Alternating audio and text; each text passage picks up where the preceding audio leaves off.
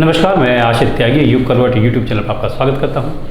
पहले पेश हैं आज की खास खबरें।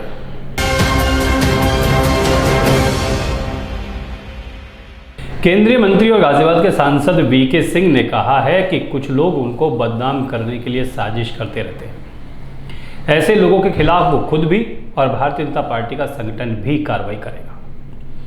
उन्होंने ये भी कहा कि भारत और कनाडा के बीच जो कुछ चल रहा है वो नया नहीं है, ये पिछले कई सालों से है। कनाडा लगातार खालिस्तान समर्थकों को अपनी जमीन इस्तेमाल करने देता है। भारत के ऊपर इल्ज़ाम लगाया गया कि भारत ने ये करवाया है, तो इसलिए भारत को उनको बोलना पड़ा कि या तो आप इसके बारे में सबूत दीजिए या इस चीज़ को वापस लीजिए। तो ना उन्होंने सबूत दिया, और जब उन्होंने कहा कि हम वीज़ा नहीं देंगे तो भारत ने उसी तरीके से उनके ऊपर कार्रवाई की है। और अगर आपने हमारे एक्सटर्नल अफेयर्स मिनिस्टर जयशंकर जी का कल यूएनजीए में भाषण सुना हो, उसमें उन्होंने बहुत स्पष्ट शब्दों में और अगर आपने पिछले 2-4 दिनों में देखा होगा, वहाँ पर बाकी भारतीयों की तरफ से, जिसमें सिख समुदाय भी शामिल है, उनकी तरफ से इस चीज़ के ऊपर स्टेटमेंट्स आ रहे हैं कि हम इन खालिस्तानियों के साथ नहीं हैं, हमको खालिस्तानी ना समझा जाए, सबको एक ही रंग के अंदर ना रंगा जाए। और ये दबाव बढ़ेगा और मुझे आशा है कि इसका कोई ना कोई फिर अंत में रिजल्ट निकलेगा। गाजियाबाद आईएमए की नई कार्यकारिणी घोषित कर दी गई है। इसमें डॉक्टर वाणीपुरी को नया अध्यक्ष चुना गया है। वाणीपुरी ने बताया कि उनका उद्देश्य चारों आयामों पर काम करना है और गांव चलो कार्यक्रम को आगे बढ़ाना है। नंदग्राम थाना क्षेत्र के अटोर नंगला इलाके में एक मकान में पटाखे बनाने की पुलिस को सूचना मिली थी। पुलिस ने वहां छापा मारा, वहां से बहुत बड़ी तादाद में पटाखे बरामद हुए हैं। इस मामले में 2 आरोपी गिरफ्तार किए गए हैं। सेवा पखवाड़ा के तहत रेड क्रॉस सोसाइटी ने गाजियाबाद के जिला मुख्यालय में रक्तदान शिविर लगाया। इसका उद्घाटन जिलाधिकारी आर.के. सिंह ने किया। इसमें अधिकारियों और कर्मचारियों ने रक्तदान किया। सेवा पखवाड़े के तहत भारतीय रेड क्रॉस सोसाइटी द्वारा जिला मुख्यालय परिसर में रक्तदान शिविर का आयोजन किया गया। शिविर का शुभारंभ डीएम आर.के. सिंह ने करते हुए कहा कि रक्त की एक यूनिट कई जिंदगी बचा सकती है। मृत्यु के बाद उसके अंग काम आ सकते हैं, जिससे कई लोगों को जीवनदान मिल सकता है। इसलिए लोगों को रक्तदान और अंगदान के लिए आगे आना चाहिए, ताकि हजारों लोगों का जीवन बचाया जा सके। इसके बाद डीएम आर.के. सिंह ने कार्यक्रम में लोगों को अंगदान की शपथ दिलाई और मौके पर ही कुछ लोगों ने फॉर्म भी भरे। शिविर में अधिकारियों और कर्मचारियों ने रक्तदान कर अपना सहयोग दिया। इसके अलावा सेवा पखवाड़े के तहत उत्कृष्ट कार्य करने वाले अधिकारियों और कर्मचारियों को सम्मानित भी किया गया। ब्यूरो रिपोर्ट, युग करवट। अब गाजियाबाद के रामचमेली चड्ढा विश्वास गर्ल्स कॉलेज से भी पीएचडी की पढ़ाई की जा सकेगी। इसकी मान्यता कॉलेज को मिल गई है। कॉलेज में रिसर्च सेंटर बनाने का काम भी शुरू हो रहा है। इसके साथ ही कॉलेज अपने स्थापना दिवस पर स्कॉलरशिप भी शुरू करेगा। रामचमेली चड्ढा की पुण्यतिथि के अवसर पर मेरठ रोड औद्योगिक क्षेत्र में स्थित रामचमेली चड्ढा विश्वास गर्ल्स कॉलेज में वार्षिकोत्सव का आयोजन किया जा रहा है। कार्यक्रम की जानकारी देते हुए कॉलेज समिति के अध्यक्ष केवीएस सिरोही ने बताया कि कॉलेज में अब विश्वविद्यालय द्वारा पीएचडी करने की सुविधा भी उपलब्ध कराई जा रही है। इसके लिए कॉलेज में रिसर्च केंद्र बनाया जा रहा है। हमारे जितने भी कोर्सेज हैं, 14 कोर्सेज हैं, उसमें हमारे जितने भी first second third position winners हैं, उन सभी को ट्रॉफीज, उन सबको स्कॉलरशिप दी जाएगी। और हमारे जितने भी मैनेजमेंट वर्क के फिलैंथ्रोपिस्ट जितने भी रहे हैं, वो उनकी तरफ से भी स्कॉलरशिप सभी को दी जाएगी। कॉलेज सचिव गीता मल्होत्रा ने बताया कि इस कॉलेज के शुरू करने का उद्देश्य छात्राओं को एक ही छत के नीचे बेहतर एजुकेशन उपलब्ध कराना था। कॉलेज प्राचार्य निधि चावला ने बताया कि संस्थापक दिवस पर 48 कोर्स की 3 पहली विजेता छात्राओं, ऑलराउंडर 14 छात्राओं को पुरस्कृत किया जाएगा। ब्यूरो रिपोर्ट, युग करवट। सुशीला इंटर कॉलेज में कला उत्सव मनाया जा रहा है। इसमें संगीत, वादन, गायन जैसी 10 विधाओं की प्रतियोगिता कराई जा रही है। इसमें छात्राओं ने बढ़ चढ़ कर हिस्सा लिया।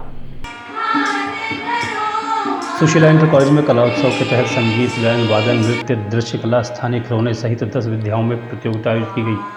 कार्यक्रम का शुभारंभ मुख्य अतिथि और जिला विद्यालय निरीक्षक राजेश ने किया। प्रतिभागियों ने प्रतियोगिता में उत्साह से भाग लिया। निर्णायक मंडल में प्रीति श्रीवास्तव, प्रतिभा कुमारी, पुष्पा रावत, मनोज कुमार, पंकज, गिरीश चंद्र शामिल रहे। मुख्य अतिथि ने विजेता छात्रों को पुरस्कार देकर सम्मानित किया। ब्यूरो रिपोर्ट, यूग करवट। आस्था की कोई सीमा नहीं होती, इसी नियम को लेकर हरियाणा के लेखराज सैनी ने दंडवत यात्रा शुरू की है। दिल्ली से शुरू हुई उनकी यात्रा अयोध्या जाकर खत्म होगी। लेखराज के साथ उनके 2 बेटे भी चल रहे हैं। सनातन धर्म की महत्ता जन जन तक पहुंचाने के लिए हरियाणा के जिला महेंद्रगढ़ गांव थनवाड़ के निवासी लेखराज सैनी अपने 2 बेटों के साथ दंडवत यात्रा पर निकले हैं। वे लेट लेट कर दिल्ली से अयोध्या तक का सफ़र पूरा करेंगे। लेखराज सैनी ने बताया कि इससे पहले वो 22 फरवरी 2023 से कन्याकुमारी से 14 राज्यों की यात्रा करते हुए दिल्ली तक पहुंचे हैं।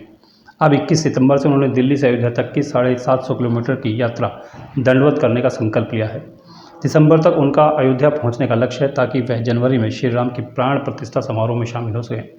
कन्याकुमारी से चला था। 22 फरवरी को अन्न का सेवन करके संकल्प लेके राम मंदिर के लिए दिल्ली आ गया। मैं 7,500 किलोमीटर 14 राज्य पार किए हैं और उसके बाद मैं अब 750 किलोमीटर दंडवत चल रहा हूँ राम मंदिर के लिए। लेखराज ने बताया कि वे लोगों को ये बताना चाहते हैं कि सनातन ही एकमात्र ऐसा धर्म है जो सदियों से है। ईश्वर कोई कोई कल्पना नहीं है बल्कि कण कण में प्राप्त है। लोगों को सनातन धर्म की महत्ता बताने और श्री राम मंदिर के पूरा होने के लिए उनकी यात्रा चल रही है, जिसमें उनके बेटे भी साथ हैं। ब्यूरो रिपोर्ट, यूग करवट। ये था आज का बुलेटिन। अब खबरों का पोस्टमार्टम।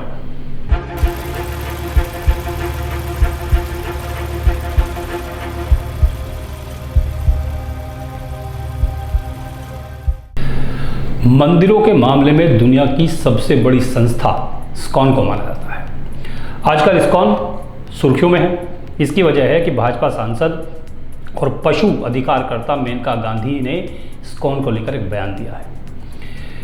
इस्कॉन यानी कि international society for Krishna consciousness पर मेनका गांधी ने गंभीर आरोप लगाए हैं।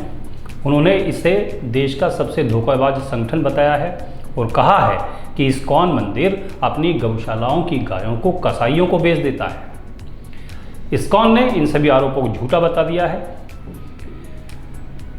दरअसल एक वीडियो सोशल मीडिया पर वायरल हुआ जिसमें मेनका गांधी को कहते हुए सुना गया है कि भारत में इस समय सबसे बड़ा धोखेबाज इस्कॉन है। इन्होंने गौशालाएं स्थापित की हैं जिन्हें चलाने के लिए सरकार की तरफ से अनेक फ़ायदे उठाते हैं। इनके लिए मंदिर को बड़ी ज़मीनें मिलती हैं, कम दामों में मिलती हैं, कहीं कहीं मुफ्त में मिल जाती हैं। उन्होंने आंध्र प्रदेश की इस्कॉन के गौशाला की यात्रा का जिक्र करते हुए कहा कि उन्होंने अनंतपुर गौशाला का दौरा किया था। वहाँ एक भी गाय सूखी नहीं मिली। सभी वहाँ पर जो गौशाला है वो एक तरह से डेयरी के रूप में काम कर रही है। ये भी मेनका गांधी का कहना है। मेनका गांधी ने ये भी आरोप लगाया कि उस गौशाला में एक भी बछड़ा नहीं था। उन्होंने कहा कि इसका मतलब ये है कि सभी को बेच दिया गया है।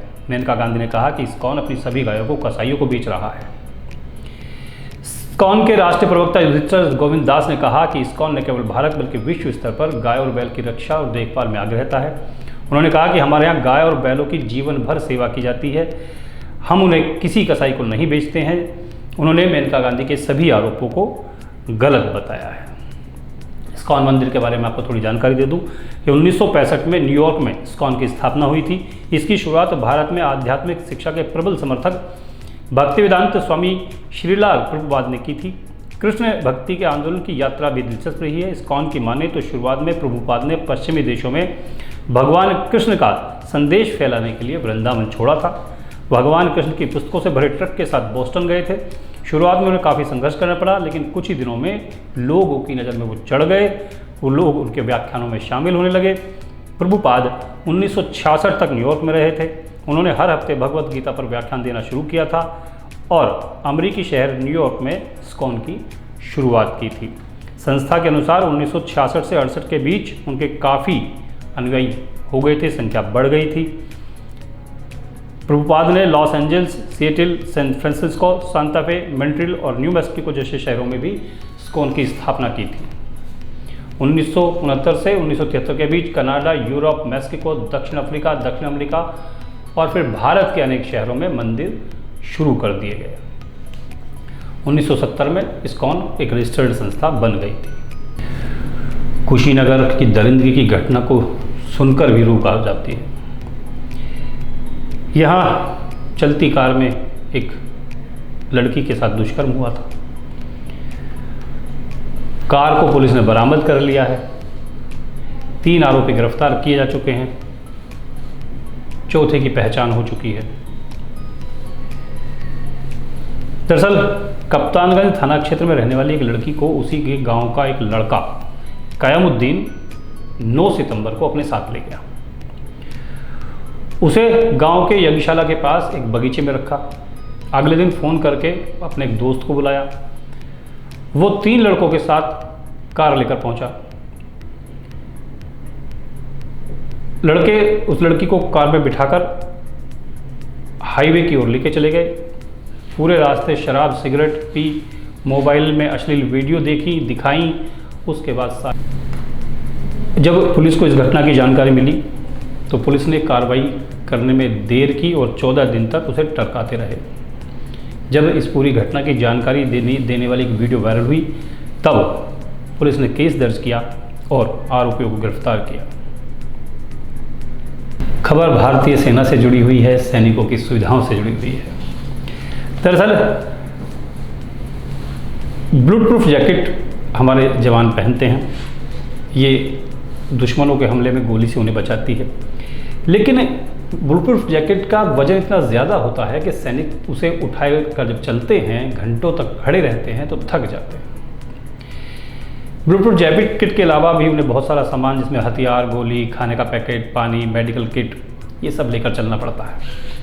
पहाड़ पर चढ़ने, ग्लेशियर, रेगिस्तान इलाकों में कॉम्बिंग के दौरान इस सब सामान का भार इतना ज़्यादा हो जाता है कि जवानों को, सैनिकों को बहुत ज़्यादा परेशानी उठानी पड़ती है। इस समस्या का समाधान के लिए कानपुर की MKU कंपनी ने बुलेट प्रूफ जैकेट को अपग्रेड किया है। इसमें ILDS सिस्टम लगाया है जिससे जैकेट का भार कंधे के बजाय कमर पर शिफ्ट हो जाता है। जैकेट में क्विक रिलीज बटन लगा है। हमले के दौरान जैकेट में आग लगने पर बटन दबाते ही जैकेट शरीर से अलग हो जाएगी। इससे जवान घायल होने से बच जाएंगे।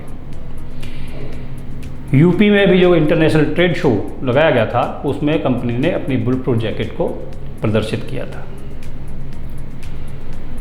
इस बुलेट प्रूफ जैकेट पर 9mm पिस्टल, इंसास और AK-47 की गोली का भी असर नहीं होता है। पहले जैकेट में स्टील प्लेट्स लगाई जाती थी, गोली लगने पर इससे जवान को झटका लगता था। जो अपग्रेड की गई जैकेट है उसमें कंपोजिट मटेरियल की ऐसी प्लेट लगी हैं जिससे वजन भी कम हुआ है और गोली अगर लगती है तो झटका भी नहीं लगेगा। इसके अलावा कंपनी ने बुलेट रेजिस्टेंट हेलमेट भी तैयार किया है। इस हेलमेट का नाम वीर रखा गया है। कंपनी द्वारा तैयार किए नाइट विजन डिवाइस में मैग्नीफायर लगाने के बाद इसकी विजिबिलिटी 1 किलोमीटर तक हो जाती है। नाइट विजन डिवाइस को हेलमेट और शरीर के साथ हाथ में भी लेकर चला जा सकता है। तो ये भारतीय सैनिकों के लिए एक अच्छी खबर है कि उनकी कुछ परेशानियां खत्म होने जा रही हैं। अब मैं उस खबर पर ध्यान दिलाना चाहता हूं जिसने पूरी दुनिया को डरा दिया है। कोरोना खत्म होने के बाद हम लोगों ने एक राहत की सांस ली थी कि चलो एक बहुत बड़ी महामारी से पीछा छूटा। लेकिन अब वैज्ञानिक जिस संभावित महामारी के बारे में बात कर रहे हैं, जिस बीमारी के आने की बात की जा रही है, उसको डिजीज X नाम दिया गया है और X नाम की ये बीमारी पूरी दुनिया में फैलना शुरू हो चुकी है। WHO ने इसको लेकर अलर्ट जारी किया है। WHO के लोग ये कहते हैं कि इस बीमारी जो आएगी ये कोविड-19 से कहीं ज़्यादा घातक है। दुनिया भर में 5 करोड़ लोगों की मौत हो सकती है, ऐसी आशंका जताई जा रही है। डिजीज X कोरोना वायरस से 7 गुना अधिक घातक है। WHO के डाटा के मुताबिक कोरोना से दुनिया भर में 70 लाख मौतें हुई थी। तो ये मौत का आंकड़ा अगर इस X बीमारी को काबू में नहीं किया गया तो इतना आंकड़ा जो है ये कई गुना ज़्यादा बढ़ जाएगा। ये X डिजीज़ है क्या, इसके बारे में WHO बताता है कि ये एक ऐसा वायरस है, ऐसी बीमारी है जिसका उपचार अभी तक पता नहीं है या खोजा नहीं गया है। जीवाणु, बैक्टीरिया, फंगस या कवक कुछ भी हो सकता है। डिजीज X एक रोगजनक कारण भी है दूसरी बीमारी के फैलने का, इससे खतरा ज़्यादा बढ़ जाता है। जंगली और घरेलू जानवरों से भी ये फैलेगा, ऐसी आशंका जताई जा चुकी है। इबोला, HIV, एड्स और कोविड-19 भी जेनेटिक बीमारियां थी जो जानवरों से ही इंसान में आई थीं। इसके लिए WHO के जो एक्सपर्ट हैं वो लोग ये कहते हैं कि अभी से दुनिया को एक्स को रोकने के लिए काम करना शुरू कर देना चाहिए। टीकाकरण अभियान की अभी से तैयारी हो जानी चाहिए। रिकॉर्ड समय में ज़्यादा से ज़्यादा लोगों तक खुराक पहुंच जाए, इसकी व्यवस्था हो। दुनिया में कहीं ना कहीं ये इस समय काम कर रहा है और आने वाले समय में बहुत बड़ी तादाद में लोगों को बीमार करेगा। तो ये एक नया डर वैज्ञानिक जता रहे हैं, एक नई बीमारी का, जो कोविड से भी ज़्यादा खतरनाक है। कोविड में 70 लाख मौतों का अनुमान था, और अगर एक्स महामारी के रूप में आया तो करोड़ों लोगों की जान जा सकती है। तो आज के लिए बस इतना ही। गाजियाबाद और उसके आसपास की तमाम खबरों को देखने के लिए देखिए युग करवट, और विस्तृत रूप से जानकारी पाने के लिए पढ़िए युग करवट समाचार पत्र। युग करवट यूट्यूब चैनल को सब्सक्राइब कीजिए, वीडियो को लाइक कीजिए, अपने दोस्तों रिश्तेदारों के साथ शेयर कीजिए और कमेंट ज़रूर कीजिएगा। नमस्कार।